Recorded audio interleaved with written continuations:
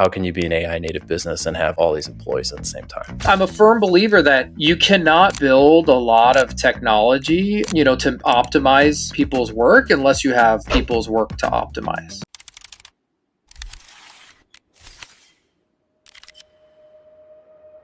Hello, and welcome everyone to Context Window, AI, Insurance, and the Humans Behind It, a podcast about what's actually working at the intersection of AI and insurance.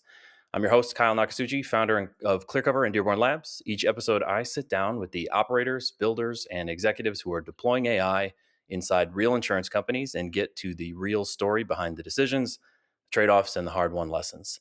Today, I have the pleasure of talking with CJ Przybyl, co-founder and CEO of Reserv, an AI-powered third-party administrator redefining the property and casualty insurance claims industry. Second-time founder in Insurtech and one of the people who genuinely helped build this space from the ground up. CJ, welcome to the show. Kyle, thank you for having me.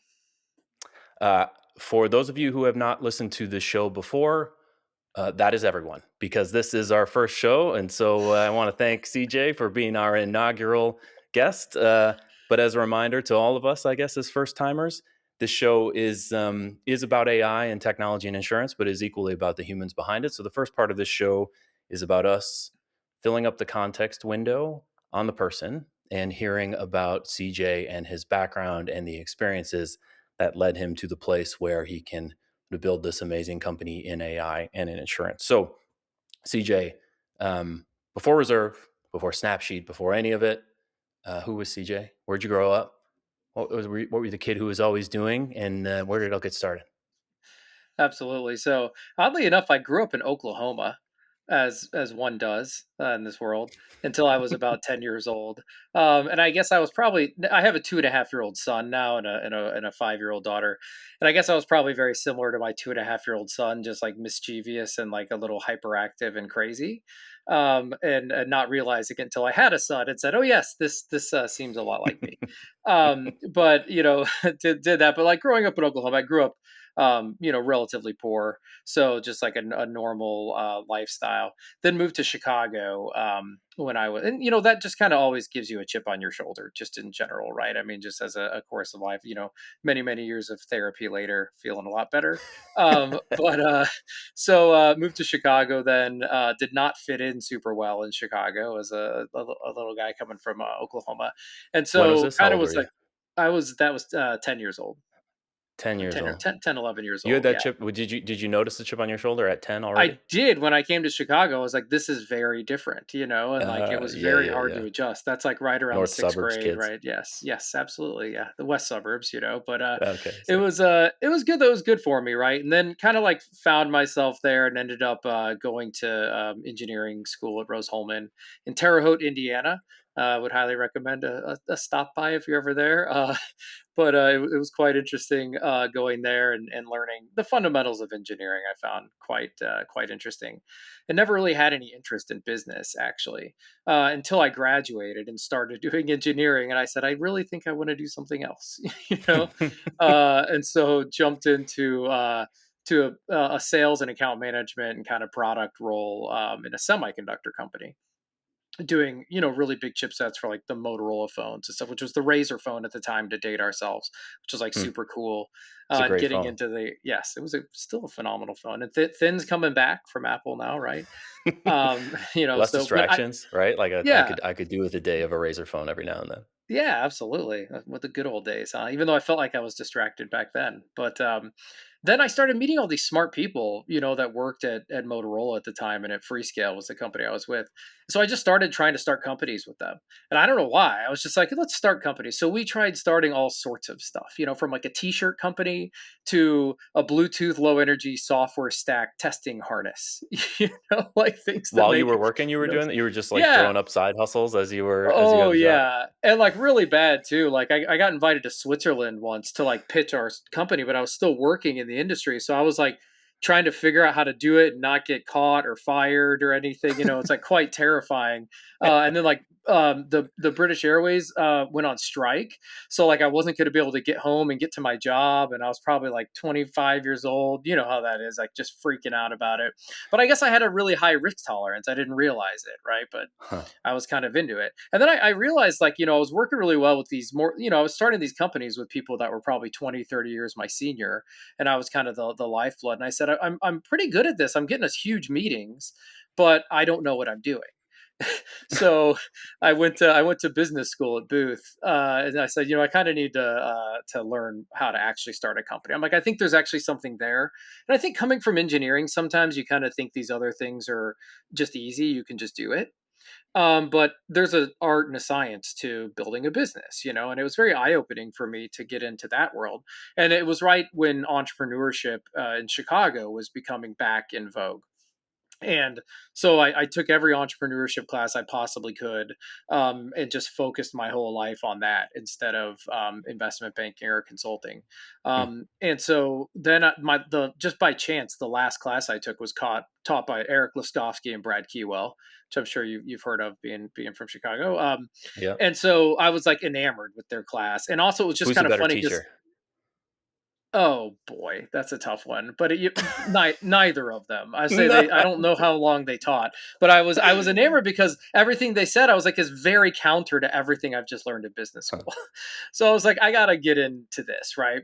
So I actually had like a bunch of job offers, and ended up going to work at Body Shop Bids with Brad, who ended up being the co-founder, my co-founder of Snapsheet. So I actually joined Body Shop Bids as like the VP of strategy. Like, what is the VP of strategy in a four-person company? Like sort of like nothing. Um, but it For was like really everything, cool. It is everything. I could mean, be. apparently it worked, but we were in Light Bank, which was Brad Keywell and Eric's, Uh-huh. their incubator. It was the coolest thing in the time. This was 2011. We were hanging out with like, they had cool people coming by all the time, and it just felt like part of something. And I was like, this is really cool. And then I started observing the other entrepreneurs there and kind of what they were all about. I'm like, I think I can do this.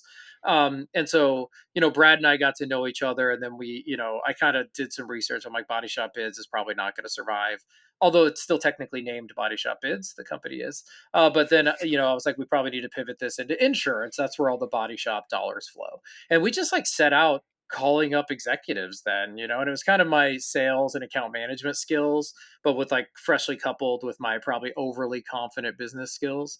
Hmm. And we just started calling it. This was, again, still before people were doing this. We started calling up insurance executives, and I got to know the CEOs of these huge companies, right? From like Mitchell at the time, which is now Enlight, Verisk, LexisNexis, SafeLight, a bunch of executives at these insurance companies, and they just started leading us towards what they wanted, which was photo based, body, appraisals. Um, Hmm. and so we jumped into that, and we were just new. And the Insurtech was not a thing, and so everyone loved to hear our story, and we leaned into it. And it was a very tough ride. And you were around in the early stages too. Like, it was a really tough ride raising money. No one understood what Insurtech Hmm. was. It wasn't Hmm. a thing. We didn't have venture economics, so that made it hard. And so we kind of trudged through that, and ended up building, just leaning into it, and not being afraid to be a service company, and ended up building like a decent size, service business.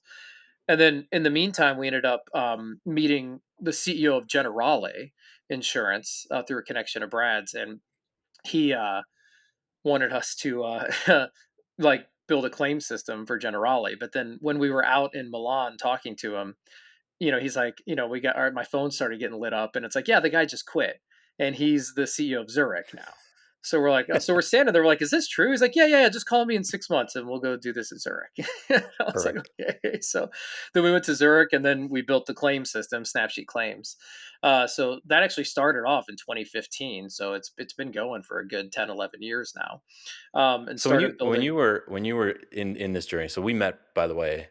I think the first time was at Body Shop Bids. You were in 600 West in Mm-hmm. the Light Yep. Bank. Like, we had a lot of Oh people at yeah. the time. It was a busy office. Like, you guys, like, I was a young VC, so I walked in. I was like, oh, these guys are super legit. Look at all these people. But you were right. Like, the energy was It was amazing. great. You had this Mm-hmm. cool like industrial office space. but Mhm. I think it was still Body Shop Bids, or it was sort of in the middle It of the was Snapsheet. It was transition. probably transitioning. Okay. We had probably renamed it.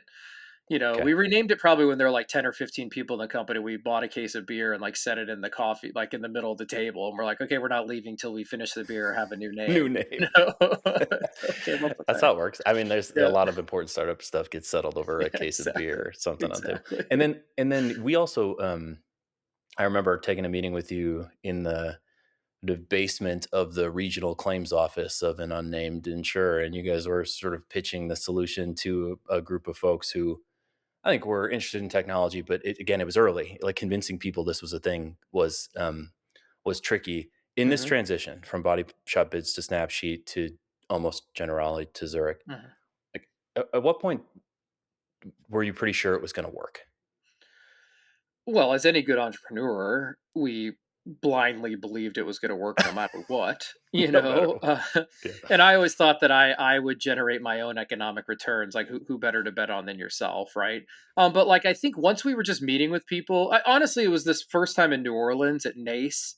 Do you remember that conference? Mm-hmm. Mm-hmm. Which I think is long gone, but we were there. It's a body shop conference, quite interesting. Before ITC even existed, we just like we rented a car with damage and took it like to this back alleyway of the Marriott or whatever the conference was, and like we were pulling people because everyone was just hanging out at the bar and it had windows, and we pulled people out of the bar and we just had this app. It like didn't really work. We would take pictures of the damage on the car and show the estimate on the phone, and like everyone was pulling their friends out, and like we were bigger than the whole conference, doing that. And I Wow. was like, this is like real, absolutely. People want this like Snapsheet, what became the Snapsheet esque like, solution. And then when we actually started getting up and, when I would say, honestly, when we actually started to understand, this will sound bad and it's not meant to be, but like when we understood the architectural problems at the time of like Mitchell and CCC's software, when we were like trying to build software around their workflow deficiencies and understanding that CCC had built like three different bespoke, software platforms that they called CCC, I was like, we're really like getting somewhere here, right? Like we're understanding how the fabric of the industry is working and we continue to grow. And it was kind of cool because the deals are big deals too. So they're really hard to get, but we were really lean. And I think when we first started winning the big carries, but also we got really lucky. And when we got a contract with Uber through James River, we like had kind of knew we were like really gonna get into something big because we had to grow really fast to service that, and we started developing this muscle memory of like scaling an organization of like service oriented organization. And I thought that was really cool. And then when we did our first platform redesign too, and we had enough scale and people internally, we actually had an internal contact center rep do the graphic design for us. And she sat with everybody and designed it. And like I would whiteboard, I'm a big whiteboarder. I would whiteboard it out. She'd go design it and sit with it. We tested it out. This is before we had all these awesome development tools that people have now. I mean, this would be Uh-huh. Yeah, yeah. rapidly compressed, but we built something really cool. And then we started showing it to people and they loved it. And it helped our operations work way better and way more transparently. That's when we kind of knew we had a good team and a good thing going and that we were going to be able to build something kind of special. So you had a good team and a good thing going, Yeah. but you're not there Well, now. why stop So there? keep us going. No, so then like I said, we built out the software platform, and started that like 2015, 2016, and that was just another different journey. It's like building a SaaS company is totally different than building a service company. So Hmm. that kind of was fun, and it was a little bit terrifying as well. And then we after a while of doing that, like COVID was really hard. I mean, I'm sure many people faced a lot of challenges in COVID, and we were not immune to that. And it was just sort of is a little deflating, and we were pulled ourselves out of it, but it was very exhausting. And I was like, look, like I think I need to find something that's just not going to be as volatile as this, right? Hmm. And I started teach. That's when I started teaching at the University of Chicago. Got very fortunate to get invited back to do that. And I thought that's what I would do. I'm like, oh, I'll just go be a teacher. But then I'm like, I can't be in the academic world forever. I still teach there, but I'm like, this cannot be my sole thing right now. And then I was actually just reached out to by some folks that were thinking of starting up a TPA, some industry folks, Bain Capital, Accelerant, Runyon, Altai Ventures, all more well known now than I think they were. Obviously Bain Capital super well known, but like Yeah. the Yeah. rest were like a little bit newer in the space. And they're like, look, like Accelerant's growing, they need a TPA and they don't want to, start one. And like, we think you should help us start one. And I was like, this sounds like a phenomenal idea. And it was leveraging all of the experience that I had. I didn't know that there could be this opportunity. So I was like, yeah, I'll start this company. And kind of, I said, like, will you guys kind of guarantee that you'll fund it at least through the A? And they're like, yeah, ish, as long as it's not like totally terrible. And I said, well, Definitely. you know what? I'll take a little bit of like a covered call here. I'll jump into the deep end again. I had kids at the time then, and I told my wife, I'm like, this will be an easy one. It's a TPA. It's an easy industry. It's using the software we just built, and she's like, yeah, great. No, no, that's not possible, unfortunately. But here we are. So so teaching now, you Hmm. you went back and taught ostensibly for like a bit of a reprieve from maybe all the madness of Hmm. startup executive life. And did you find were your lessons as contrarian as Brad and Eric's? Were you now the guy teaching lessons that didn't foot with what the rest of the organization was teaching, or had the curriculum caught up to how real entrepreneurship works? That's funny. I mean, I got to set the curriculum because I was teaching at Booth, but I was teaching undergrads, and so there wasn't like as much of a strict curriculum. But I did inherit one, and no, I tried to make. Actually, I kept that in my mind. I tried to make it tie into the actual school concepts because I had taken a lot of the classes, and tried to make it really academic. So I just kind of put my own stamp on exactly what it was. Brad and Eric had written a book at the time, so he was teaching a lot about from his book. So I'm not that fortunate to have written a book, but I try to make it practical and bring in real entrepreneurs and give everyone the view of like it's not always about your technical foundations of business school. It's not always about being the best engineer. Sometimes it's just luck. Sometimes it's just Yeah. blind ambition. It's always getting people to follow you, no matter what, and Yeah. staying like clear and pivoting. Big emphasis on pivoting, as we've all had to do that quite a bit in our lives, right?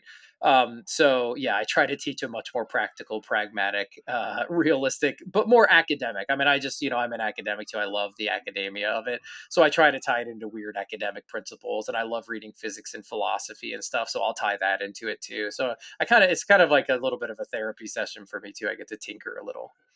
Oh, I love that. And if you I always felt like I studied political science in undergrad, which was not wise in terms of a career Mhm. path. But went to law school then, and then did an MBA while I was in law school, and took a bunch of entrepreneurship courses and like clinical work. And I always felt like the entrepreneurship curriculum I loved it, and it was just exciting, and like it Mhm. was my favorite classes to go to. But looking back as an entrepreneur now, I feel like the success measure for most entrepreneurship classes probably should have been how many kids dropped out when they realized what it actually takes.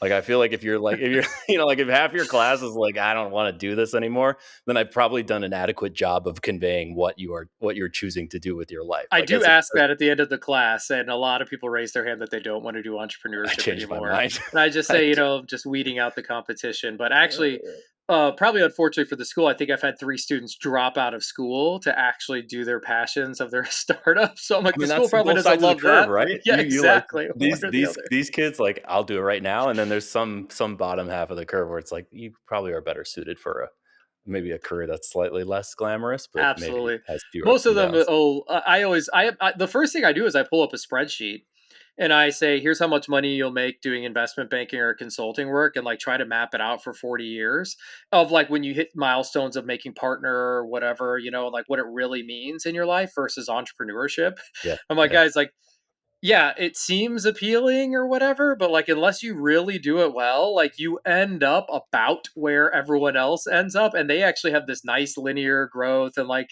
good happy balance in their life for the most part. I mean, banking can be rough, but like, it's just like you're still getting paid well. And I'm like, entrepreneurship's like pretty destitute until it's not, so like you got to weigh yeah. that off. And then the expected value of that, your chances of failure are massive, so We'll have this shows entrepreneurs and operators and investors, so like we'll catch all sides of the curve here. You know, Yes. the power laws as well as the I didn't minimum realize when we growers. went into insurance, I had no idea how like successful the people across the table from us were. I'm like, these CEOs make more than most, even now, insurtech executives, like insurtech entrepreneurs, will make at their exit. They make that every year. And so you're like, we're sitting here being arrogant young guys, like, oh, we're gonna change the world, and this is the best thing, and you don't even know what you're talking about. And me, I'm not short of words. I wasn't back in the day. I'm a lot different now. But like, and I just can't even imagine someone saying that to me now. I'd be like, okay, like you don't even know. Like that guy's like, that's great. I mean, it's like they don't say it ever because insurance is kind of understated, but you learn it after a while. And I'm like, wow, I looked really silly a lot. Yeah, they You say it right when know? you leave, right when you can't Exactly. hear anymore. Yeah, they Exactly. I mean, we live that too, and I think some of that is part of like you need a bit of that hubris to even attempt some of the things that entrepreneurs and you've attempted. You know, like we used to talk a lot about the Dunning Kruger curve, which is basically like the this curve that maps your expertise, perceived expertise in an area over time. And the shape of this curve is basically it like shoots up. You start learning about something and you just presume you're an expert right away. And then you spend a little more time learning about it and it absolutely falls off the map. And it gets lower than where you started because you Mhm. realize how much about an area you don't know. So you start in the middle, it shoots up, it drops way down, and then it gradually starts to climb back up, but you never actually reach that top ever again because you realize there's just so much about the topic you couldn't Right. possibly know. And like I feel like a lot of us start companies at like the peak of that curve. Where we're like, oh, Mhm. I got this figured out. Like this is everybody is such an idiot. I can't believe nobody's Yeah. thought of this before. And then like a month or two into the company, you fall off the edge of that curve. You're like, oh crap. Well, I'm in it now, so I better just dig out and see what Absolutely. happens. That's funny. It's like having, multiple kids. My daughter's, like, super nice and chill, and so she, like, lured us into having another one, which is a son who's, like, a little more crazy.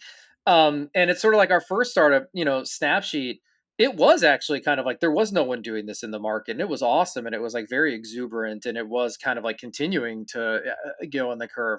And then starting a TPA is more like, well, I'm going into something that everybody, there's a bunch of companies, there's a bunch of competitors, a bunch of legacy carriers in it. It's not inventing anything new. You're just trying Hmm. to do it marginally better than them. And so, like, the expectations, I think, as a second time entrepreneur, too, is like, let's just ride the wave a little bit and like slowly know what we don't know and march along and get better. Well, so I want to get. I have questions on like the AI aspect of Mhm. of the business and how it relates to insurance generally. But before we get there, let's finish up the journey. So, Mhm. you've convinced your wife maybe to let you go for round two on starting a company, and they had good backers, and it was a market opportunity that you were excited about, and so like now you're in week three, let's call it, of starting your second business. What are you thinking at that moment in time? Are you thrilled? Are you like, "Oh, shit, I forgot how hard this was?" Like, get to take me back to the very beginning of Reserve and what you were dealing with. And so my goal was just like, look, to use modern technology to reach efficiency, but had learned a lot from Snapsheet that, like, quality and efficiency are the two critical components. And then people are buying a whole package of like a basket of perception and goods and outcomes and all sorts of stuff. Right. So I was like very desperately trying to do that. So I was able to, fortunately, have a few folks with me, Matthew and David, who had worked with me at Snapsheet in various roles, strategy and the chief of staff, and quickly found my co-founder Martha as well. Right at the beginning, and she was kind of a very balancing force of like actually like detailed and getting like scheduled and getting work done.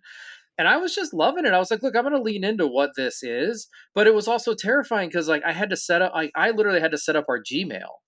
I'm like, I don't remember how to do this. I don't know if I ever did this, like I don't know what to do here. And I did it wrong, of course, and we had to redo it later. And then, you have to realize you're starting all the way at the bottom. Like every phone call I made, people were like, yeah, hey CJ, what reserve? Like, I don't know, what is this thing? And it'd be like, so you have to restart the pitch and restart everything, right?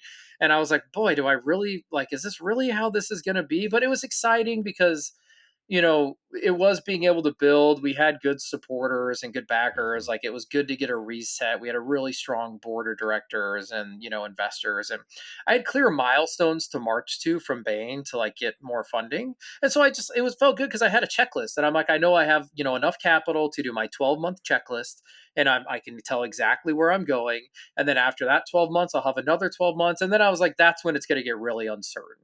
Hmm. But the first 12 months of a company, you can kind of like script it out and sort of go. And I like that phase. I really like the 0 to 1 because, you know, the little decisions you make early on make huge impacts. And I just love having that control of making the little decisions. So I was actually thriving very well. And I'm teaching my class while I'm starting a new company and like explaining to them what I'm doing and why I'm doing it. And that was really fun, all new experiences. So, a couple of weeks in, I was feeling like a little scared that there was like a lot more to do and there's no one to like just be like, hey, do it.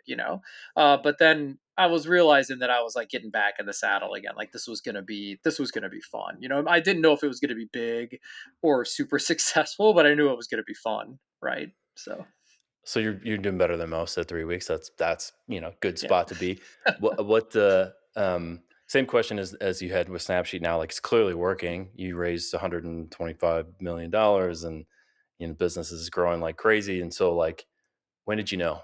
When did it become obvious to you? Like, oh yeah, this was a good idea, and it really is working. Um, I would have to say when we won our first big, corporate self-insured account. We had a few smaller MGAs, startup MGAs, and some more established ones that had transitioned. But when a big corporate, came out and did an RFP, with all the big dogs, and we won. I had no idea how we won, but that's when I realized this story is You don't know how you is won? You right. must know how you won. We put in response to the RFP and we got back a yes. It's one of those where, like, one of our board members said, you're like the dog chasing the car. And like, what happens when you catch it?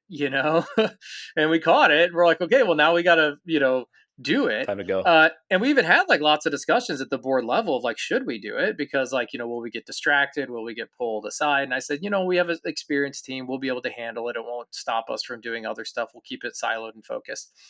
But that's really when I knew I'm like, the market really needs this. And we Hmm. found some people that were willing to take, a little bit of a risk. But then that was the hubris of the entrepreneur. I just knew we were going to execute. There was no other way, right? And then once we executed that, we hired like 90 people in like 60 days. And I was like, okay, we got it. We got this. If we can do this now on like limited infrastructure, limited team, no OpEx, and we hire all these people and we turn them on and we start doing claims and we're doing really well, I'm like, this thing is just going to get better and better and better. If it's already this good, taking like a lot of stuff out of the box and a lot of just little plugs into it, like, we're going to turn this thing into something great, like, relatively quickly. If the, like, again, it had the same economic type of things as Snapsheet's service business, like big deals that you win all at once, that kind of flip the switch on, and is not like super linearly straightforward as you would expect. And so then I got really excited after that. 90 people in 60 days is no small feat. Well, so let's this is a good. Yeah, I'm sure we'll come back to parts of the story, but this is a good sure. opportunity for us to start to pivot to AI a bit, because I think it plays into how those 90 people do their job, Mhm. and all the rest of the people work for you do their job. So you're AI native as a business. You still run a large sort of human operation. There's a lot of Mhm. people who work for you. Most people, I think, would assume AI means replacing people before they really get into like how the tool works and how the Mhm. tool fits into businesses. So why does your business work the way it does? How can you be an AI native business and have all these employees at the same time? I know we get that question all the time, especially in the VC world. But here's my philosophy on these things. Right? Is number one is the market was there, right, and had strong demand, and we captured a lot of the demand very quickly. And as we all know, in startups, that's critical, right? You have to get in there and capture the demand. Modern This was, just only 4 years ago, right? But like, OpenAI was not available yet, right? So like Hmm. when we said we were AI native, we were working with other companies, one particularly called Elemental Cognition, brilliant folks, but we were like building our own AI models within that, right? And I always looked at it as we needed really good technology and infrastructure, access to data, workflow optimization, tracking, metrics, reporting, back and forth, reporting internally, externally. And those are things that nowadays AI coding tools help you get a lot faster. But even back then, like, was just infrastructure you need to use AI better. Hmm. And the goal was to just grow and gain scale first, because I'm a firm believer that you cannot build a lot of technology, to optimize people's work unless you have people's work to optimize, right? So, I can sit here and presuppose what I think an optimal claims workflow is, or I can have a whole bunch of them in production and a whole big team of people and start picking off the little processes and Right. automating them over and over again. And it's a lot harder to gain scale than it is to build cool pieces of technology, right? Hmm. And gaining scale also means you have a holistic company. You have, you'll love this, bordereau generation reporting requirements, right? Yeah. Financial Yeah. reconciliation Yeah. requirements. You have to take first notice of loss. You have Yeah. to take it for a variety of claim types. You have to have adjusters. You have to have adjusters that focus on different claim types, right? And then you have to have, everything in between. You have to have HR and recruiting and everything. So by having that whole infrastructure, then it's like, well, now you can actually put AI into it. And what you're doing is you're mimicking what the huge corporations have without their tech debt, without their Hmm. legacy infrastructure. And so then you're in a much better position to be in a strong financial position of having lots of revenue and cash generation. Then you have the ethos and the capability to design your own technology to, just outperform. And I always just thought that that was a good model. I'm not going to say a better one because I'm sure I don't have, like other models work, but that was always a model I felt comfortable with. And then if you just think about it, from like how big we are people wise versus how big we would be if we were someone else, it's a Hmm. lot smaller, right? But also, like, when you're building a service business, there's reality, like you have to stay overstaffed. You have to count for mat leave and pat leave.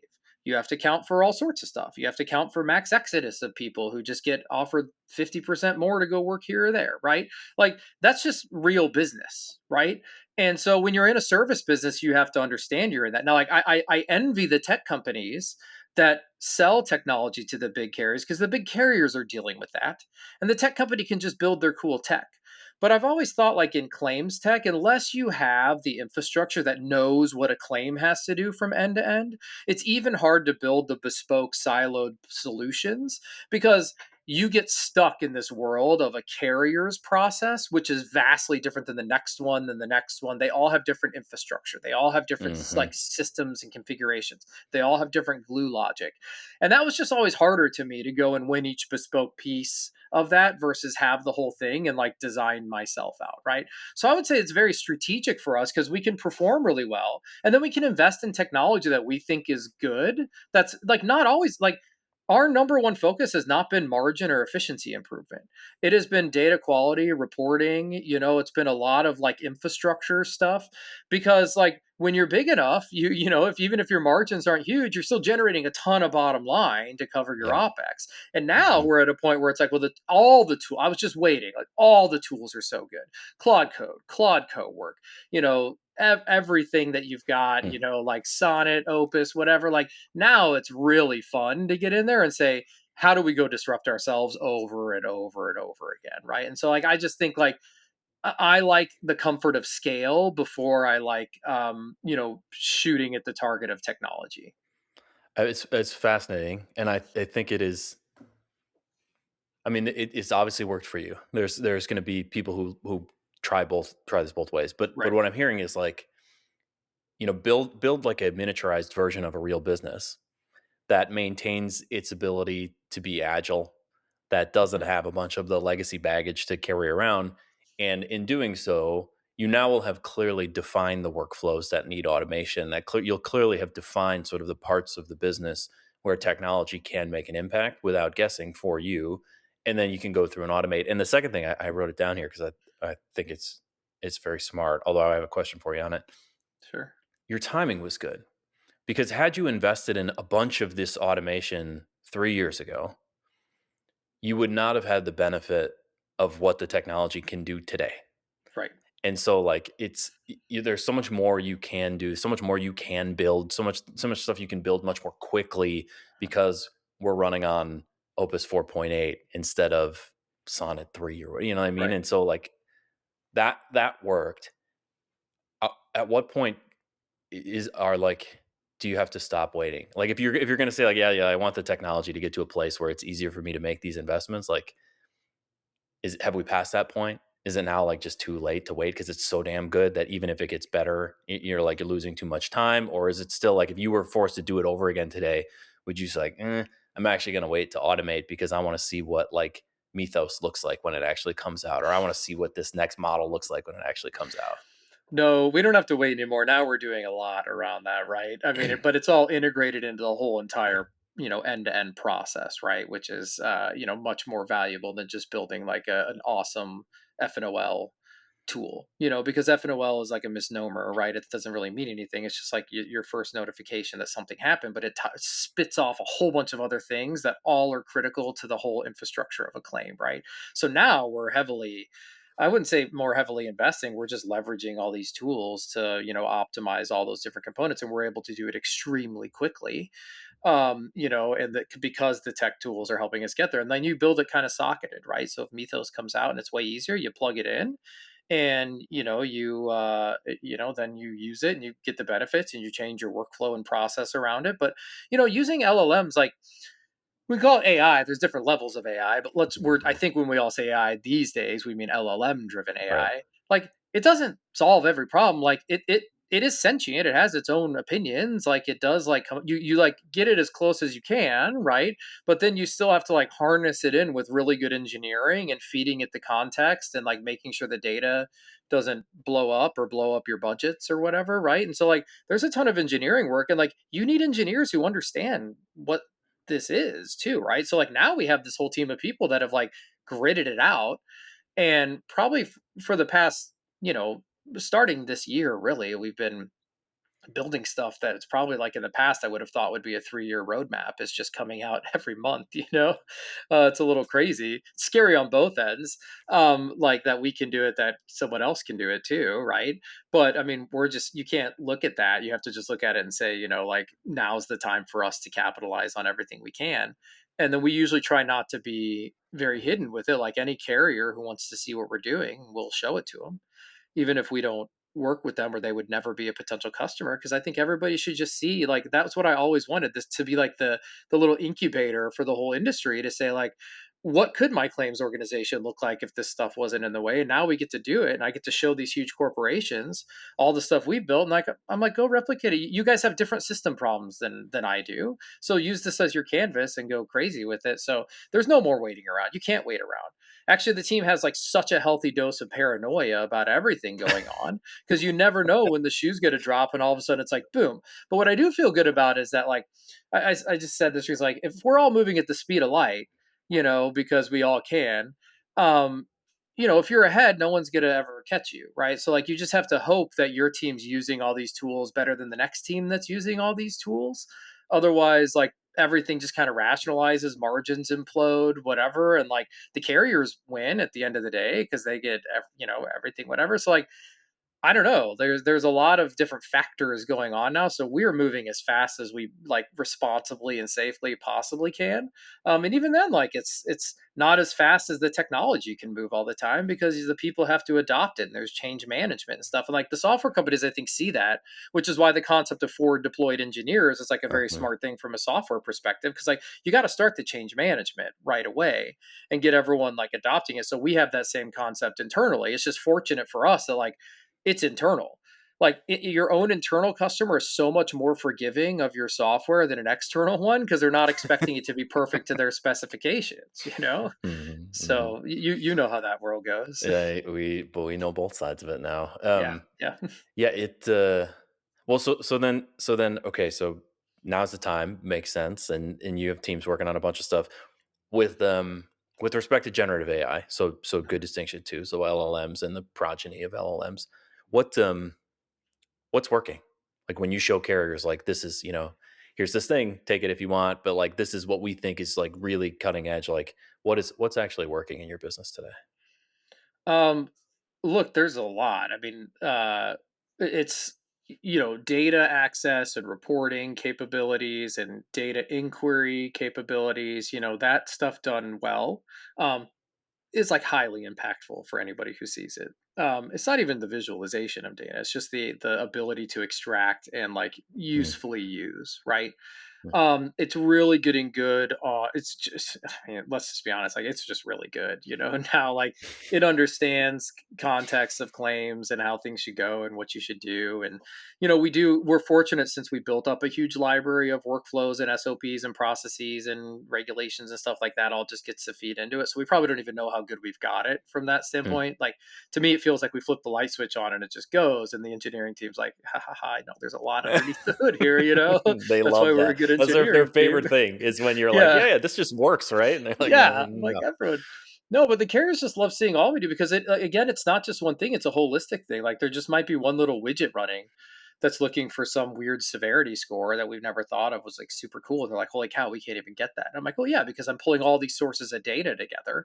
They're like, Right. well, then they get more interested in the conversation of how do you pour all these sources of data together? They're like, well, we have like Snowflake. Like, okay, well, you probably have access to all the data, but it's not real time. It's not Yep. harmonized. It's not this. Yep. And like, we actually end up more in that conversation because I'm like, they're like, we want that. And I'm like, well, great. Why don't you have it then? Like it's not like I have magical people, like Yeah. we all use the same stuff. We don't have anything I would say that's too flashy. I'm always surprised that people like our stuff so much because I'm like, I don't have a demo where I just go claim, initiate, complete, That's what I thought it would It's be. But you show them some of our internal tools of how we like scrape a ton of claims and find like little needles in the haystack across all these claims. They're like, oh my gosh, we have been looking for this. Like we could change our underwriting methodology. I'm like, oh, that's pretty cool. yeah. Great. Yeah. I think somebody told me an analogy many, many years ago, pre-AI, that, insurance, building a successful insurance business was not about sort of finding a silver bullet. It was about just firing a lot of lead ones in the right direction. It's just like do lots of right things happening in order in a sequence. And I feel like a lot of the superpower of AI in our businesses now is not that the AI can find a silver bullet.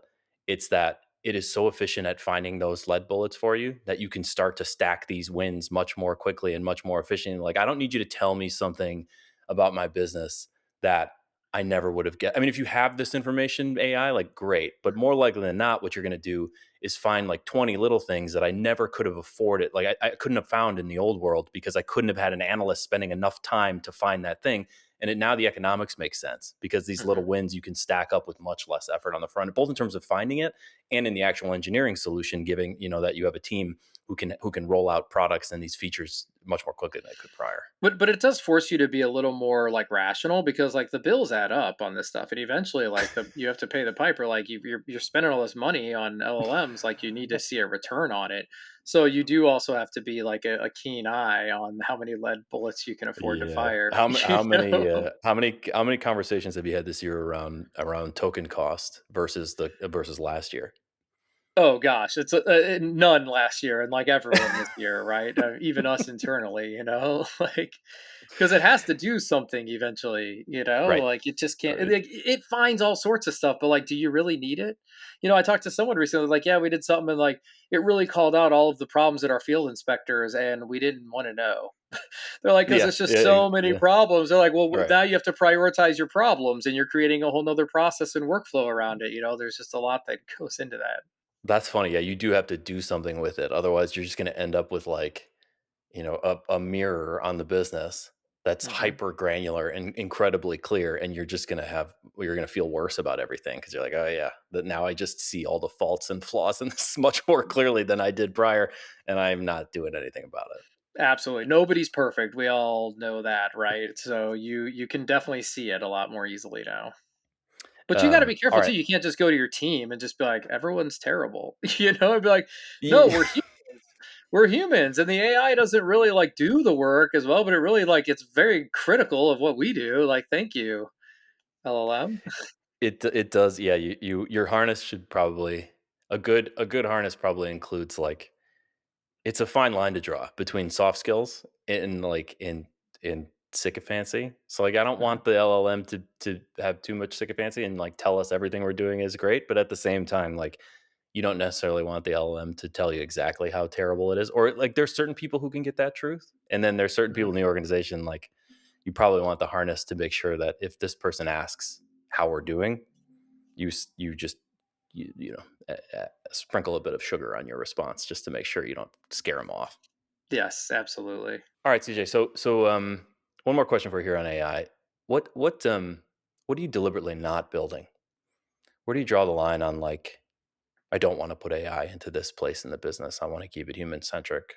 I want to build this the old way without AI. Like, is there any place where you're looking at your company and saying I'm just not using it here? Right now, we're keeping phone calls as a human interaction for the most part because Mm, it is like a really personal thing. I'm certain the AI is good enough to do a lot of it. And I think that's just each person's personal preference and their margin profile preference. Like again, since we're so like even let's just say without AI, our tech stack is so good. Like we're not like needing to eke out every point of margin in every single area. So I don't have to have voice bots everywhere. So we're keeping that with humans. Outside of that, wherever we can, in whatever aspect of it, wherever it economically makes sense, why not? From right. HR, recruiting, L&D, sales and account management, all the way into like our operational processes. Look, we've learned though, like there are some things where like a good old SQL query does the trick. And it's a lot cheaper and it's a lot easier. Or like a software function that does something, or an NLP model that like doesn't cost you a bunch of money. Like it's pretty good. Yeah. So like we're not just like crazy with it, like we're realistic with it, but anywhere it can be used and there's a benefit, like we do. But we've tried to build an organizational, ethos around, you know, look, you can't run a startup on an ROI. You have to do Yeah. what's called the bird in the hand principle. It's like the affordable loss principle. It's like whatever I can afford to spend is what I will spend on this. I don't care what the ROI is because I'm just trying to like innovate, right? But you have to prepare that you're going to be at that scale at some point where you have to have the ROI. So we do the ROI calculations, but I don't always listen to them. Right. That is so. This is so interesting. So, affordable loss principle is what you called Mhm. it, and Yeah. this is like a method for making R&D investments, where you basically say like, "This is important enough. It's innovative enough. Like, I can lose a certain amount of money trying, and I don't necessarily need to forecast a specific ROI It's one on of the that main expenditure." differences between startups and big corporations, right? I don't have to prove an ROI. My investors are looking for an equity return on like Hmm. even if I don't even have revenue and I sell a piece of IP that's valuable, they're happy. They don't care how we get there. In a corporation, you have to have an ROI. So like that stops you from making some decisions that might at the end of the day have been very good. That's why you still see a lot of big carriers with huge offshore teams. The ROI Yeah. is simply not there to AI enable it. Yeah. So sometimes I see stuff where the ROI doesn't seem right. And I say, look, I think this is critical to the business. We're just going to do it, or just go ahead and innovate it. Or we raised all this money. We have the budget. Just go build and create. Oh, the engineers are going to be happy. Good. Go build that project. Like let's do it. We can afford it. We have the time to do it. So like I'm a very big fan of that. I'm very cognizant of like we need to show ROI in certain ways, shapes, or form. But like also as a startup, like you have a different outcome that you're looking for. Like my board's not going to give me a pat on the back if I increase gross margin by 0.5%. Hmm. Like they probably won't want it, don't get me wrong, but like they're going to give us a pat on the back if they're like, wow, you just built something that transformed the whole entire industry. Everyone's talking about it. And by the way, I don't even know who big acquirers are in the space because there's not a ton of big acquisitions, but like some big company was like, awesome, we want it now. Would you advise the same to big companies in terms of like how they think about using AI? Is there an affordable loss principle in play here, or if you're big, and you have to decide what ROI you're going to get from the spend on this right I away? mean, that's just to each big company. It depends if they're private or public. It's just Mm. one of the like natural advantages I think that startups get, and that's why it still exists. So I think I would love for corporations to do it. I'm very glad they don't. you know, That's uh, fair. That's fair. The incentives are not right either. That's the thing right. we always run into at big companies is like you can say that all you want, But if your comp isn't tied to that being true, then people don't behave that way. And so It's like just a it different often ends world. up being, yeah, Yeah, it's a yeah. different they're playing a different game. Like, even as big and as successful as we'll ever be, it's like a drop in the buckets, where we'd never be big enough to impact them. We'd be so small, someone like, why did you do it? And like, so what really is the value? Like they're like, yeah, let all these kids play in the sandbox and have their fun and like do all their stuff. And then eventually, we'll just take their IP when they're big enough and have real economics for us to buy them.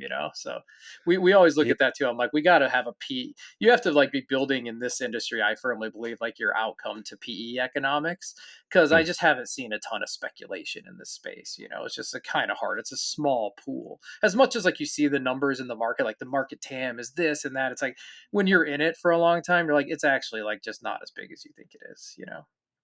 It's interesting because there's this great book. If you haven't, you probably read it. You're a business professor for God's sakes. But Hamilton Helmer wrote a book called Seven Powers, where he talks about like these like competitive strategy and where competitive advantage actually comes from. And one of the things this isn't one of the seven powers, but in process power, he talks about this notion that a lot of great companies that end up getting disrupted or beaten do so because they make completely economically rational decisions all the way down, where they keep looking at the math Mhm. all the way down, and like the economically rational thing is to keep with your current business. Milking, he called it, Mhm. essentially. Like, yep, look, I'm doing the math, it says stay put. I'm doing the math, it says stay put. I'm doing the math, it says stay put. And then like all of a sudden the technology gets so cheap, or the user gets accepting of this new technology, and like that ends up being how disruption. We talk a lot about like the startup side of disruption, what needs to Mhm. happen at the startup, and we talk less about like what happens at the incumbent to allow that to happen.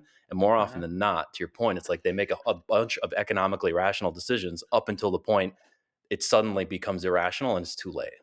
Yeah, and it's institutionalized. That's how they guarantee and keep their like, marginal returns that they need to get. Mm, But that's the game they're playing again. And like you just find it very rare that the startup really beats an incumbent. Like yeah, it's not common. You hear about Netflix and Blockbuster. You don't hear about a whole lot of other yeah. A ones. little Like, survivorship bias going on there, yeah, just with the. absolutely. Yeah. All right, And CJ. especially So, not in this space. I can't even see the last time like some startup has beaten anyone big. I mean, I see you still know all the big logos out there. no, I mean, if I would agreed that I think a lot of, I mean, there's been plenty of wins, but they do end up looking more like more sort of niche opportunities or a new entrant into a space, like fewer where you have a startup in an entrenched category who manages to beat the incumbent in that category. Like those Mhm. are, I couldn't point to one immediately. Last part of the podcast here is our quick fire round. And this is sort of closing the show with a couple of quick questions that get to you, the leader, the manager, what makes you tick and what allowed you to build this amazingly successful business. So the first question on the quick fire round was I asked you to send me a quote Mhm. that was meaningful to you, some saying, phrase, or quote that was meaningful to you, and I'm going to read it back to you. And what I want you to tell me is why you chose it, what it means to you, and why this was the one that stood out. So the quote you gave me was Hofstadter's law.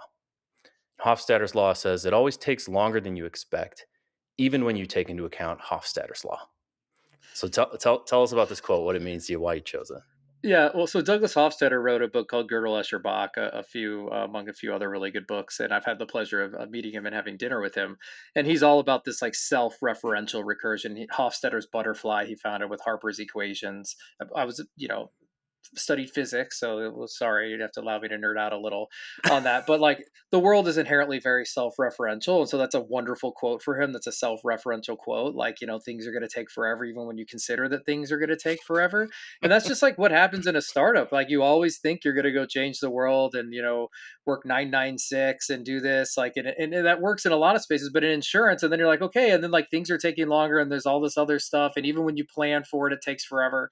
And I think like being a an older jaded entrepreneur now, like you always try to plan for that, and you still get it wrong all the time. And I just think that's just the story of life in a startup. It's just like you think you know all the obstacles, and you know all the obstacles, and you plan for the obstacles, and then you don't plan for the obstacles that you didn't plan for. I know nothing about that. Mine went perfectly fine, both of them. But I'm sure that's true, Yeah, and exactly. I'm Yeah. glad you have a quote on it. All right, so quick fire two: the leadership advice you would give yourself at the very beginning, before any of this. You can do it. So just mentally relax. I love that. That Yeah, I didn't have a ton of people telling me I could do it at the beginning either. It's mostly you in like a room alone Yeah. telling yourself you could do it. So perhaps this is apt. This is future you telling past you you can do it. Yes, absolutely. You'll Uh, always find a way. all right, question 3. One contrarian belief you hold about how AI actually gets adopted in insurance. Boy, well, at first I was saying I think AI is going to vastly change the infrastructure of the market versus like Mm, the operational procedure, right? Like I think people have a really good chance to clean up their tech stacks versus like even focus on like ops and efficiency, which is all you hear about. So I kind of hope that that stays true because I think the industry like really desperately needs that, and it's a lot easier for engineers to use the coding stuff than it is to like build AI tools to help, your 30,000 employees do anything cost effectively. I like that. All right, last question. 5 years out, how many of your adjusters are still adjusters and what are they doing? Well, hopefully all of them, are still adjusters in here. I keep telling the team, I'm like, we're not at this like scale where we ever have to cut. Like we just don't have Uh-huh. to hire as aggressively, right? So, but I hope that like what we're trying to build here is a good team of entrepreneur or so like entrepreneurial, but like AI thinking and like adjusters. And so no matter where our adjusters are, I want them to be sought after as like the most capable users of AI and understanding how to tell the agents what to do. And so I really hope that our adjusters are like leading other organizations and leading our organization too, and leading the way in AI. And like it's seen as a badge of honor to have spent your time at Reserve. All right, CJ, we went from working on razor phones to starting random businesses to Yeah. getting into claims to revolutionizing TPAs. So you've built a couple of incredible businesses. It's been great to watch it happen from the sidelines as a partner. And congrats on all the success. And thank you so much for being our guinea pig and guest one on the context window. We all appreciate it. Kyle, thank you so much for having me, and congrats to you and all of your success as well. I'm very honored to have been part of this. Thanks, CJ.